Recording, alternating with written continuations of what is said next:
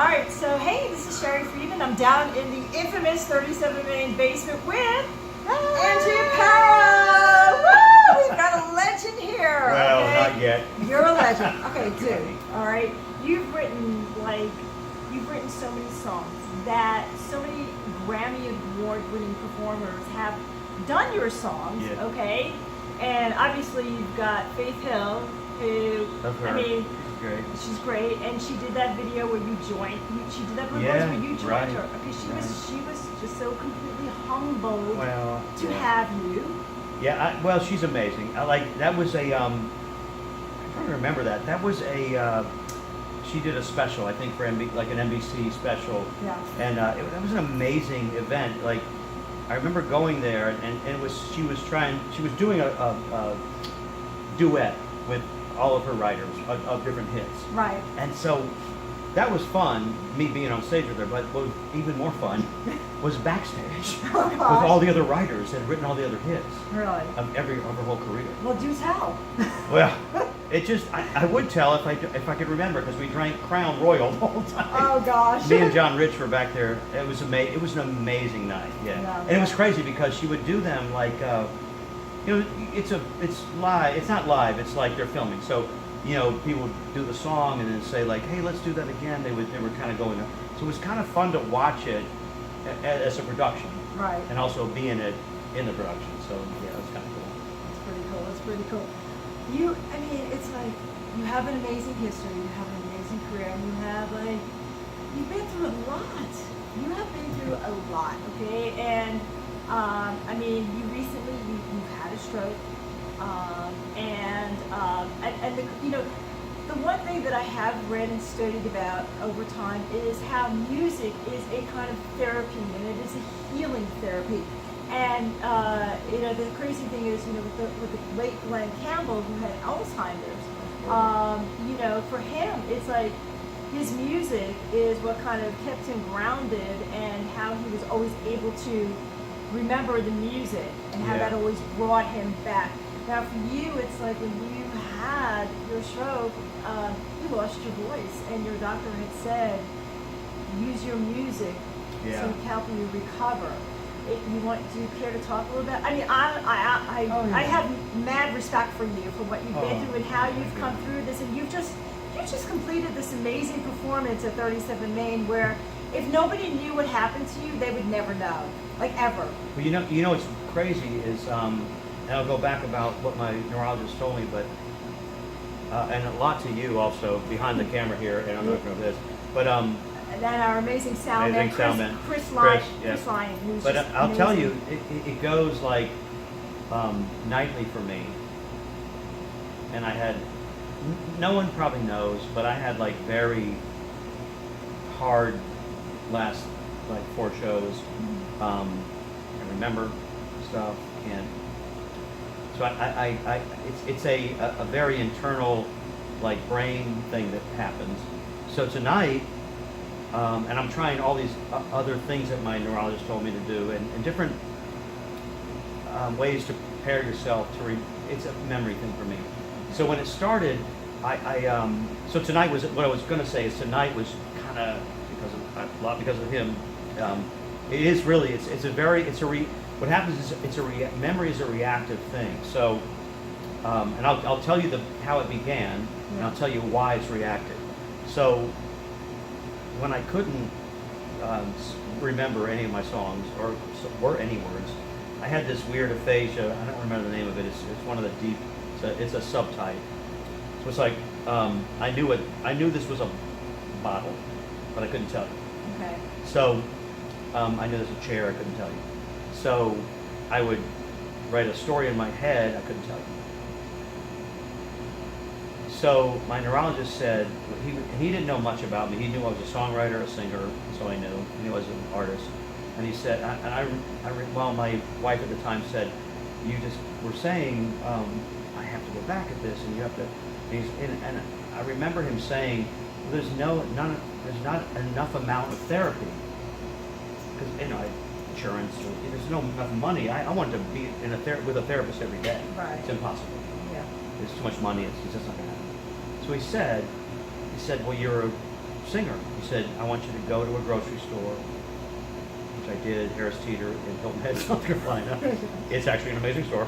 And he said, I want you to, there's hundreds of thousands, probably, of course, things to see.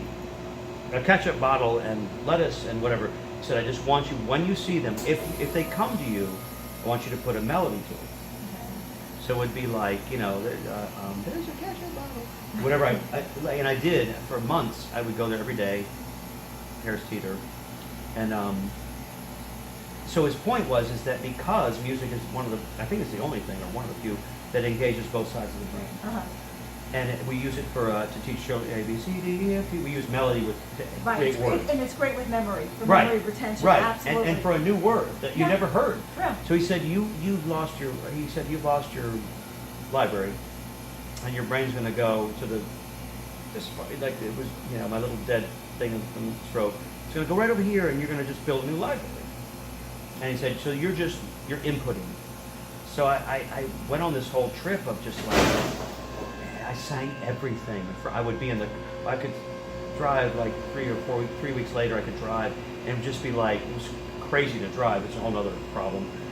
You could drive for like 30 minutes, you'd sleep for a day. So intense what your brain does to drive, you don't even understand. Oh, yeah. I didn't understand.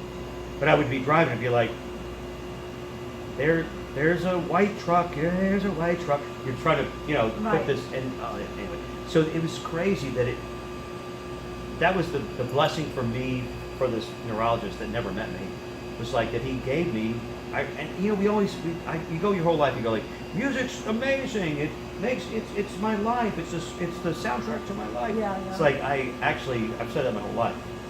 But then when it allowed me to talk, it was a whole other world. It was beyond like some song I know.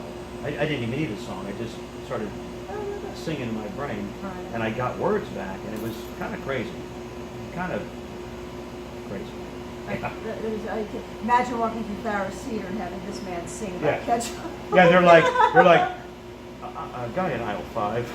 yeah, really. It's like security. Yeah, exactly. That didn't happen actually. That's crazy. But it's so great to see you back and see you perform. And it's like your vocal range is just, I mean, I was just watching you perform, and I was just like, well, I was going to tell you that what's crazy about that relationship to the melody and a word. So I went back. I started forgetting stuff on stage. Yeah. After I memorized or remembered them. And so, between my neurologist and me, and like learning it, it's sort of that like when something was different. So like, I was relearning things. So I had to relearn the old stuff. Then I made a new record, which came after, like 8 months after I tried to relearn the other stuff. So then we got on stage, and I started forgetting stuff because the band, and Yanni was here tonight, but there's a whole band sometimes, and so they're learning and experimenting with the music. So I would hear some guitar lick I never heard, and it's like I forget, like what the words are. Or what I'm doing. Is there panic that happens because you're in front of a live audience? Well, I mean, what goes through your brain? No, there is that. Okay. Total panic. But what I realize is that even the memory to learn the words again, which was me trying to sing stuff, is really about an attention. It's about attention. Yeah. It's not about. That's what I started figuring out. So when the band, which I want them to, would be like expressing themselves and going off in different ways, my attention goes to them, and I forget where the memory is. Right. So it's very interesting beyond this, my problem. It's very interesting in just life, that like life is really about attention. Yeah. It kind of is like. Yeah, I mean, but everyday people are walking around with ADD because they're so distracted. I agree. With 20 million different things. And they have the same problem. Yeah. And my point is that it really is about, everything's about attention. Yeah. Like, I have terrible ringing in my ears, and my doctor says, well, you never hear them when you have other attention, when you're attending something else, which I never did. Okay. So it's sort of like, is my attention to sing the song, or is it to, which I love my band, but is it to like, oh my God, that's an amazing solo. Then my attention's gone from, I'm supposed to speak the song. I'm the singer, so Yeah. that's my job. Yeah. His job is guitar player. And I love to feel their expression, but I realized that, like, wow, it's like really, you really, whether you had a stroke or not, you really lose your. All right, so we're back again with Angie Aparo, part 2 of our interview. Part 2. And so Angie was talking us through his stroke and now his recovery, and he's just amazing and back on stage and performing. And now you've got a new CD that's come out. Record, yeah. Yeah. So I began it before the stroke, and I had this happen, and then I had to took a pause, and then so when I went back, it was kind of a different record. So about a half is what began. You know, it was still like the same parts of my life, because a songwriter's trying to sort of tie his. I always look at it like I'm really only trying to tell you 3 minutes. Yeah. 10 times, Yeah. which is a record. So I just look at it like, so anyway, so it took me a while, and I kind of came back when I could speak again. But I had this amazing, I had this idea before the stroke, and when I got back, I couldn't really articulate things. So I went to when I could speak about 6 months later, when I was ready to go, or so I thought it was. I said to myself, I'll never be able to be the same who I was on stage. So I had this idea. I was going to get a rapper. I have a great rapper friend of mine. I was like, I'll do a band with him. Like, he can rap like verses, and I'll know I can remember the choruses, and I can have more. I was reading lyrics at that point on stage. I couldn't remember stuff. And I tried to make it happen. I couldn't make it happen because I couldn't really interact with anyone. I had a hard time. I was alone for months by myself in my head. I just couldn't I couldn't have a band. So I went back, and I remembered before the stroke, I'd done this weird. Well, actually, I didn't even try to do it. It was an accident. It was a happy accident. I was recording. I record all my lyrics on my phone. Okay. So I keep them in my memo thing, and I was recording my voice. I was like gonna sing, but I couldn't remember the thing. So I always say, like, Siri, read me my notes from, and she reads it to me. I'm reading them. Well, I had the mic on. Okay. So anyway, and I went back and listened, and Siri was like, your notes from today, and I was like, it's before my stroke. I was like, I remember thinking, wow, I don't know what that is, but that's kind of cool. I don't know what this is. Like, Siri's talking on my record, accidentally. When I came back from the stroke, I looked at my phone, and I had these notes about her, about Siri, like being and I thought of it when I couldn't do the rapper thing with my friend. I thought, like, I'm gonna make Siri my rapper. Like, I had no idea how to pull. I was trying to, like, make a record without me singing it all, because I didn't know if I could sing. Yeah. And so I went back and I made my first song with her, which is called. So we're back. All right. So I figured out that Siri could be my rapper, and it was bizarre, and it was kind of weird. It gets even crazier. Hey, Apple, Siri's your rapper. Yeah, I know. And I've talked to, and that's Susan Bennett. She lives in Atlanta. Yeah. So I've talked to her about this, but it took me. So what the craziest thing was, I thought I was just making a record because I had me in a room by myself, my instruments, my computer, and I had my phone, and I had someone speak for me. I started capturing her, like I would say. I'd write it down. It was hard for me to type, but I was getting better at typing. And I would just say, read my note from today, and I'd pull it up, and it was I was trying to write stuff with it. So she made it on the tape, and I was like, shit. When I found out, that it took about 6 weeks to make the first song when I came back. It got done, and then all of a sudden I felt better. So, forward, I call her, after I make the whole record, I call her and I say, I end up finding Siri, the old Siri, which is the right Siri. The new one is all millennial. I don't know what that is.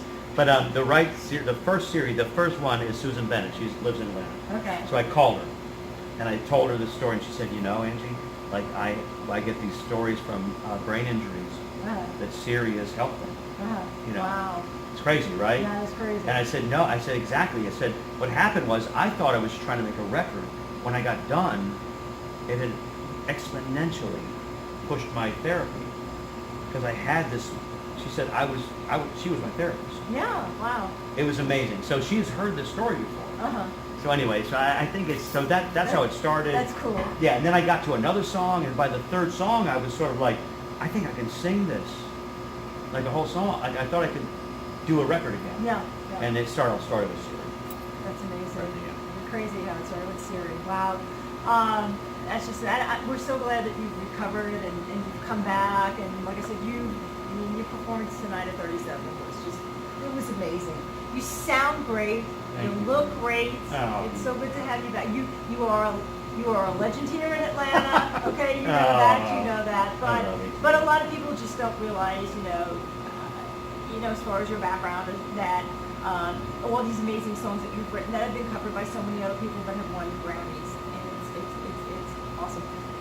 You and I were talking earlier tonight, and it's like we were saying that this establishment here, 37, Yeah. they're going to be celebrating their 10-year anniversary. Yeah. They've been in business for 10 years, and they've done so much for the music industry here in Yeah. Atlanta. And you were one of the first performers here in Atlanta when they didn't have like the big space. It was just one side. Yeah, the little space. The little space, one side of the room. Crazy. And then you had played the Johns Creek location, and you're back Yeah. here, in when it's bigger. And it's you being here. Just real quick, just want to get your impression of this place and the vibe and how you feel about it. Oh, it's amazing. Yeah. I mean, when I played the first, I guess. Because there's so many venues, and you've been to so Oh, many there's a ton of places. venues. Yeah. Atlanta has a ton of great venues, but it was the when it was at the little space before this other side, it was crazy. It was like I came here the first time. It's got to be obviously 9, 10 years ago, Right. when they first opened. Yeah. And I played that little. It was like it was cool. It was like a little Eddie's Attic, like small stage, like Yeah. low stage, which Yeah. I love low stage. Yeah. And it was amazing. It was amazing. And then amazing. And then I went away, and then I came back and I played before tonight. Yeah. I played the big side. Yeah. It was amazing. I think it was with Francisco Vidal. I think it was. Yeah. And but then coming back, that was way before my recovery. Yeah. So it's kind of cool because I didn't know. It's crazy when it was booked. When the show was booked, I didn't know the other place was gone. I didn't know they had moved to Gainesville. Right. So I thought I was going to that place, and when I saw it on my thing like last week, I was like, oh my God, that's the original. I remember thinking like, can't wait. Like I loved it. I love this place. Actually, I love the other ones are great, but this is the place. There's something There's special something- about this particular location. It's- I agree with you. It's something cool. There's something very unique That about guy, this place. you can't see him. Yeah, Chris Lyon. There he is. Yeah. But anyway, it's so great to have you back. You were amazing tonight. Wow. Love you, baby. I love you too. Oh, wow. And the name of your new CD, so anybody who's looking to buy Life is a Flower, Life is a Gun. iTunes, everywhere, Apple Music, all of that stuff they built now. Ladies and gentlemen, Woo! Mr. Angie Aparo, live from the basement of 37 Main. Sherry Finnis. Sherry Friedman. Whoops. Do it again. Cut it in. It's okay. It's all right. No big deal. love the I've got two personalities here. Sherry Friedman, peace out with Angie Aparo. We love you.